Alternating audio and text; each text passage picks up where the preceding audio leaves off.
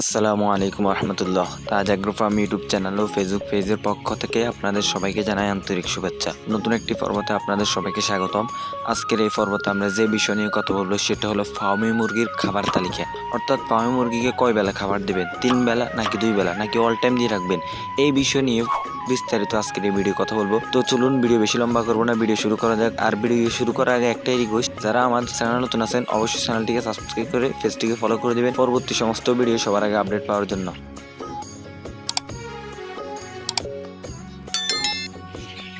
এখন আসেন, ফার্মি মুরগিকে কয় বেলা খাবার দিবেন। অনেকে আছে কি করে, ফার্মি মুরগিকে 2 বেলা খাবার দেয়। অর্থাৎ সকালে একবার যখন ঘুম থেকে উঠে 8টা 9টা বা ফজর পর করে একবার 6টার দিকে, আবার আরেকবার দেওয়া হয় রাত্রে ঘুমানোর সময় 8টা 9টা 10টা এরকম সময়ে। আবার এর ভিতরে কিছু মানুষ আছে 3 বেলা দেয়, সকালে একবার, বিকেল করে একবার, রাত্রেবেলা একবার ঘুমানোর সময়। আরেক ধরনের মানুষ আছে তারা 4 বেলা বা 5 বেলা দেয়। এক এক ধরনের মানুষ এক এক সময় খাবার দেয়। আসলে ফার্মি মুরগিকে কি 2 বেলা দিব নাকি 3 বেলা, এরকম প্রশ্ন আসলে আমাদের কাছে আসে বা এরকম কল আসে। এখন সত্যি কথা হলো, ফার্মি মুরগিকে কয় বেলা খাবার দিবেন নাকি অল টাইম দিয়ে রাখবেন, আর টাইম মাফিক খাওয়া দেওয়ার মধ্যে উপকার কি বা ক্ষতি কি, এবং অল টাইম খাবার দিয়ে রাখার মধ্যে উপকার কি ক্ষতি কি, এই বিষয়েও বিস্তারিত কথা বলবো।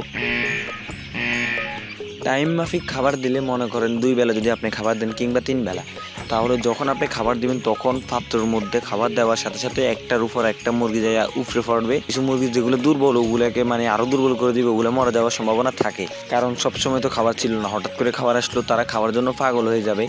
তাই মুরগি দুর্বলগুলোকে তারা অনেক কষ্ট দিবে, দুর্বলগুলো আরো দুর্বল হয়ে যাবে, মরে যাওয়ারও সম্ভাবনা আছে। এটা হচ্ছে টাইম মাফিক খাবার দেওয়ার একটা সমস্যা বা অপকারিতা। এটার বিপরীতে যখন আপনি অল টাইম খাবার দিয়ে রাখবেন, তাহলে দুর্বলগুলা যেগুলো মুরগি আছে ওগুলা যে খাবার খেয়ে চলে আসলো, ওগুলার উপর কোনো এফেক্ট পড়লো না বা বাড়তি কোনো চাপ ওগুলোর উপর আসলো না, সবগুলা মুরগি খাবার খাইতে পারে। আর যদি টাইম মাফিক দেন, অনেক সময় দেখা যায় সবগুলো মুরগি খাবার খাইতে পারে না, বা সবগুলো মুরগি তো আর একসাথে খাবার খাইতে আসে না, বা সবগুলো মুরগির একসাথে ভোকও লাগে না, একটা ওই দিক থাকে একটা এদিক থাকে। এটা হচ্ছে একটা ঝামেলা। টাইম মাফিক খাওয়া দাওয়ার আর একটা খারাপ দিক হচ্ছে যে মুরগিগুলো ছোট বড় হয়ে যাওয়ার সম্ভাবনা আছে। যদি এই খাবারটা আপনি অল টাইম দিয়ে রাখেন, তাহলে সবগুলো মুরগি খাবার খাইতো, ছোট বড় হয়ে যাওয়ার সম্ভাবনা একেবারে থাকে না বা থাকলেও কম। কিন্তু টাইম মাফিক খাওয়া দাওয়ার কারণে মুরগিগুলো ছোট বড় হয়ে যায়। টাইম মাফিক খাবার দেওয়ার একটা ভালো দিক হলো, যখন আপনি টাইম মাফিক খাবার দেবেন তাহলে মুরগিগুলো খাবারটা নষ্ট করে না।